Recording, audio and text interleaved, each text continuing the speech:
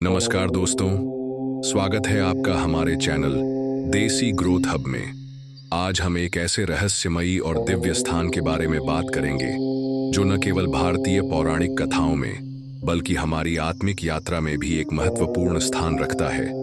ज्ञानगंज, जो कैलाश पर्वत के आसपास स्थित माना जाता है।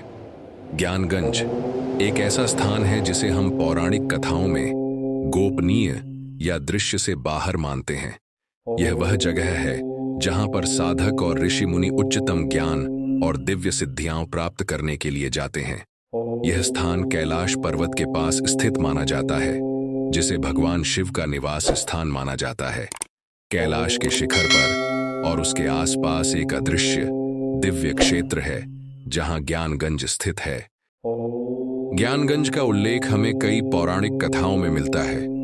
एक प्रमुख कथा में यह बताया जाता है कि ऋषि विश्वामित्र और अन्य महान साधक ज्ञानगंज की ओर यात्रा करते थे, जहां उन्हें उच्चतम ज्ञान की प्राप्ति होती थी।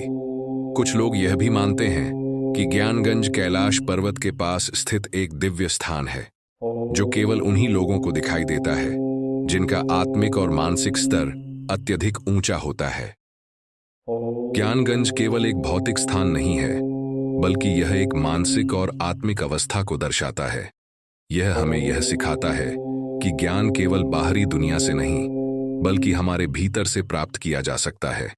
जैसे जैसे हम अपने जीवन में साधना और ध्यान की गहराई में जाते हैं, वैसे वैसे हम इस दिव्य स्थान के निकट पहुंचते जाते हैं। और कैलाश पर्वत, जो कि शिवजी का घर है, हमें याद दिलाता है कि यह उच्चतम ज्ञान और शांति प्राप्त करने का मार्ग केवल साधना और तपस्या से ही खुलता है। आज के युग में जहां हम रोज की भागदौड़ में उलझे रहते हैं, ज्ञानगंज हमें यह सिखाता है कि असली शांति और ज्ञान हमें अपने भीतर से ही प्राप्त करना है।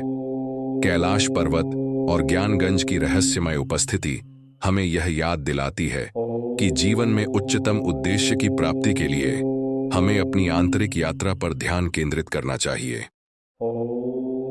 दोस्तों, ज्ञानगंज सिर्फ एक स्थान नहीं, बल्कि एक मानसिक स्थिति है जहां हमें हमारे असली आत्म के बारे में ज्ञान प्राप्त होता है। अगर हम अपने जीवन में आत्मज्ञान और साधना की दिशा में कदम बढ़ाते हैं, तो हम भी इस दिव्य स्थान तक पहुंच सकते हैं। कैलाश पर्वत और ज्ञानगंज की कथा हमें यह सिखाती है कि उच्चतम ज्ञान की प्राप्ति के लिए हमें साधना और आत्मविश्लेषण की दिशा में निरंतर आगे बढ़ना चाहिए। उम्मीद है कि आपको आज का यह वीडियो पसंद आया होगा। अगर आपको यह वीडियो अच्छा लगा हो तो लाइक और सब्सक्राइब जरूर करें और हमें बताएं कि आप अगले वीडियो में किस विषय पर जानना चाहेंगे।